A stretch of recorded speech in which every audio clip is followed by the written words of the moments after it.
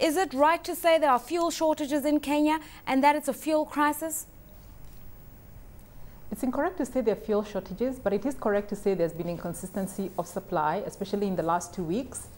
The supply inconsistency has been occasioned by the fact that we have a constrained infrastructure. And just recapping on the last 2 weeks, it was a demonstration of the fact that indeed the infrastructure requires attention in terms of expansion and upgrade, and specifically in terms of storage. We found that the marketers who have the largest market share are always low on stock.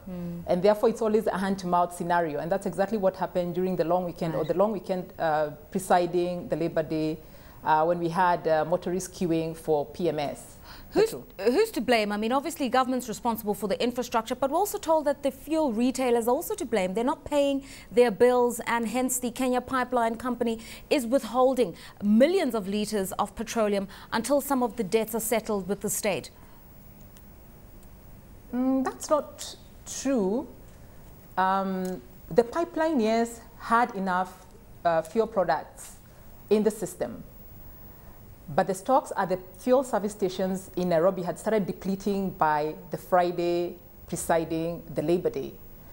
There was product in the KPC system, but that product was owned by marketers who did not have the capacity to evacuate that product. And that product was also destined for East Africa. It wasn't for local, for I think Uganda. It was actually transit product that was not destined to the fuel service stations.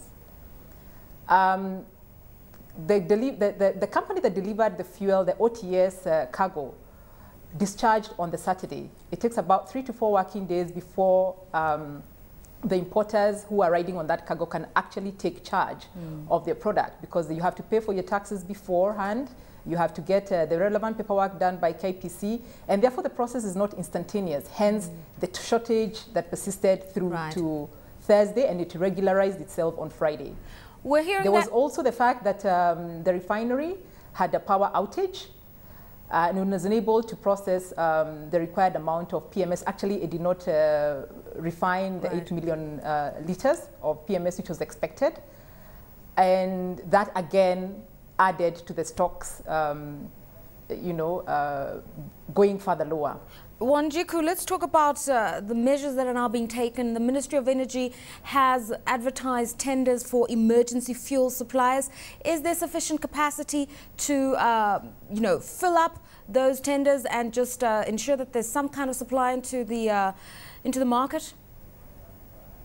Sorry, I didn't. I'm saying the Ministry of Energy has now advertised for tenders for emergency fuel supply. Is there sufficient capacity? Are there retailers who can meet the tender requirements and ensure that the supply?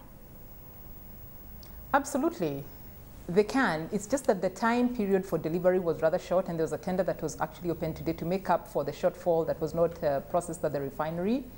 But again, the challenges have to do again with the storage capacity, or what is known as the allege allocation for the market leaders, especially those who have a retail service stations network spread across the country, but more importantly in Nairobi, because that is where the demand is highest at about 60 to 65%. Right.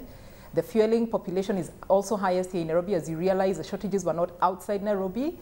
I think in a nutshell, what needs to happen is just to address the capacity constraints through the various interventions that the government has taken, one of them being the completion of the upgrade of the pipeline to Western Kenya, because then that means the product will be evacuated faster and there'll be no road transportation, and the Western Kenya will be able to load, and also the country's Uganda, which also loads from Western Kenya, and further the product will move faster from Nairobi into that region because the flow rate will be improved. Wanjiku, the impact on the Kenyan consumer, we've seen caps on fuel prices recently, but we're told that in the next week, because of some of these constraints, we could see petrol prices rising, and no amount of government intervention can change those kinds of market forces.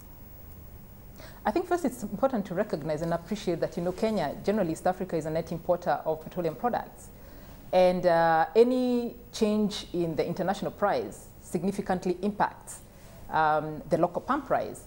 But for us, of course, that is compounded by the fact that any inefficiencies also add to the cost of the pump price, because any inefficiency has a cost to it. If there's a delay in terms of a vessel discharge, because KPC does not have enough space to accommodate that product, then of course there's an additional cost of what is known as demurrage. If, say, for example, the pipeline cannot transport the product and distribute it efficiently, then it means that that product has to be trucked, and trucking is more expensive than using the pipeline. Or if the refinery cannot produce adequate amounts of, say, PMS, then it means that, of course, that inefficiency, or if there's a disruption in terms of power, that disruption is normally very expensive, and that's loaded onto the cost. And the formula endeavors to take all the cost elements, which are then reflected on the pump price. Again, as you have just done in your business roundup with regard to the dollar, we have seen that it has continued to appreciate.